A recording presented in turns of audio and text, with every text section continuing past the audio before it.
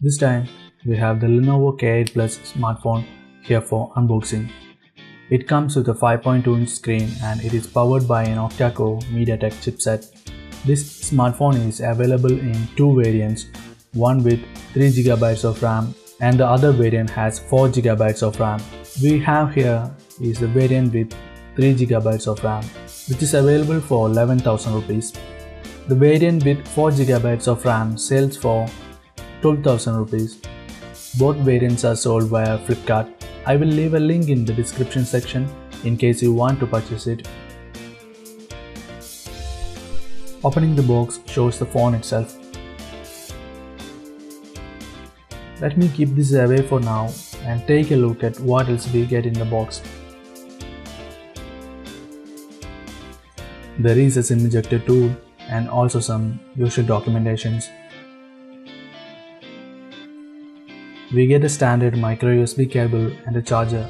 Both are white in color.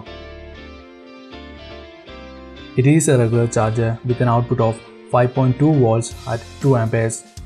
Lenovo calls it a quick charger. It will be interesting to see the charging speed.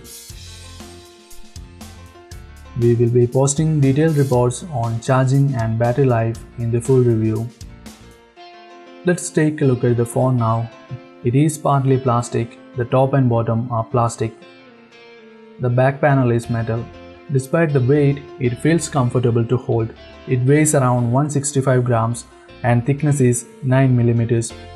And there is no camera bump on the rear panel. And the highlight of the smartphone is the Dolby Atmos support and a dedicated music button. On the front, we have the 5.2-inch display, and above the display is the 8-megapixel front camera, earpiece and an LED flash along with other sensors. Below the display is the capacity buttons, which don't have LED backlight, but they are reflective. On the back panel, we can see the secondary noise cancellation microphone and dual rear camera setup with dual tone, dual LED flash. Fingerprint scanner is also on the back panel below the cameras. You can also see the Lenovo branding, and it also mentions that the phone is manufactured for Motorola Mobility. On the top edge, we have the 3.5mm headphone jack. The SIM tray and dedicated music key are on the left. There is option to customize this button to enable touch or open the camera app and more. The SIM tray is not a hybrid one, which means you can insert 2 nano SIM cards and 1 microSD card at the same time. It can support microSD cards up to 128GB in capacity. At the bottom, the microphone, microUSB port and speaker are placed. On the right edge is the textured power button and volume rockers. Let me give you a configuration overview. This Lenovo K8 Plus smartphone is powered by a MediaTek MT6757 Helio P25 octa-core processor with Mali T880 GPU. 4 cores are clocked at 2.4 GHz and the other 4 cores are clocked at 1.7 GHz. 3GB and 4GB RAM variants are available. Both variants have 32GB of internal storage, and it can also support microSD cards up to 128GB. It comes with a 5.2-inch Full HD LCD IPS display protected by Corning Gorilla Glass 3. The rear dual camera setup uses a 13-megapixel sensor and a 5-megapixel sensor with dual tone dual LED flash. Front camera is 8-megapixel, also with LED flash. It also has a 4000 mAh battery, fingerprint scanner and Dolby Atmos support.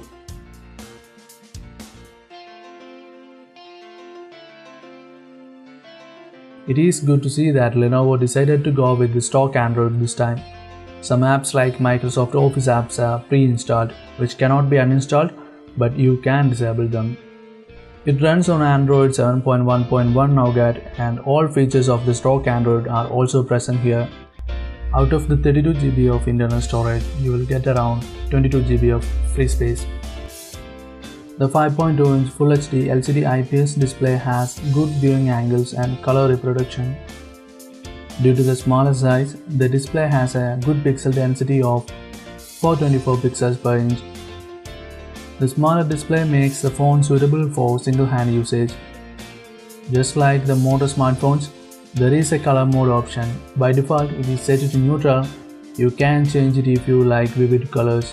The MediaTek processor seems to be performing well in AnTuTu benchmark, but we can confirm that only after running so many benchmarks and games. The dual rear camera setup is able to give some blur effect, but the effect is not very good. The same effect can be achieved easily using a third-party image editing software installed in the smartphone. There is a depth editor, same as the Moto G5s Plus. Rear camera can record Full HD videos in 30 frames per second. Front camera is also good. The front LED flash makes it usable even in low light conditions. Because this smartphone comes with a single speaker setup, the Dolby Atmos feature is good only for using with headphones. The fingerprint scanner works, not the fastest, but better than many we have seen in some budget smartphones. Sometimes it fails to read the fingerprint. 9 out of 10 times it works. The 4000 mAh battery is supposed to give at least a full day of backup. But the MediaTek processor is not as power efficient as the Snapdragon series. We will publish the test results in the full review. There is no notification LED, but interestingly, we can see a white LED while charging if the phone is turned off. How much money do you think would cost the company to make it a notification LED?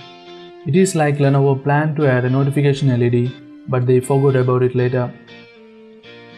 Magnetic sensor is supported, OTG support is also there.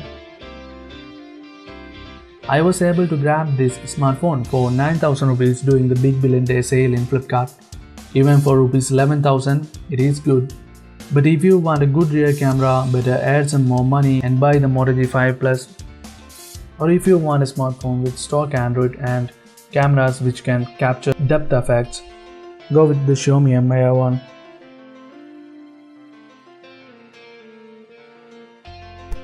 I'm ending the video here. If you have any questions about this smartphone, feel free to post them in the comment section below.